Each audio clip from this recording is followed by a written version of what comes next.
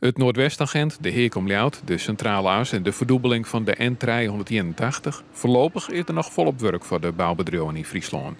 Maar daarna dreigt de agenda leeg eruit zien. Plan voor bijgelijks een nieuw gemaal bij Lauwerzeeg. Verbetering van het PM-kanaal. Of een aquaduct in de Skaster in Brege in de A6 Binderwol. Maar Den Haag houdt de hand op de knip. De noordelijke bouwers maken zich zorgen. Bezuinigen is de duurste weg. Als we nu niet de agenda maken voor na 2020 en investeren in de infrastructuur, dan staan we dan met lege handen en missen we de slag. Als de economie juist onloopt, neemt de drukte op de dieken en kanalen weer vlug toe, zo denkt Bouwend Nederland. Om lange files en dus economische skeervat te komen, moet er nou ingreep worden.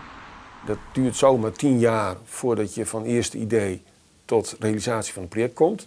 Dus daar moet je nu al mee aan de slag. Want anders sta je straks met lege handen. Fietspaden die speciaal onpast binnen op elektrische fietsen of een nieuwe grote sluis bij de Lemmer. De bouwers kunnen genoeg grote projecten bedenken. Maar hebben we dat ik echt nodig of is het meer eigenbelang voor de bouwers? We hebben ook te maken met een stuk werkgelegenheid, maar dat is niet primair de reden voor ons signaal. Het gaat ons om de kwaliteit en het waardebehoud in onze regionale infrastructuur.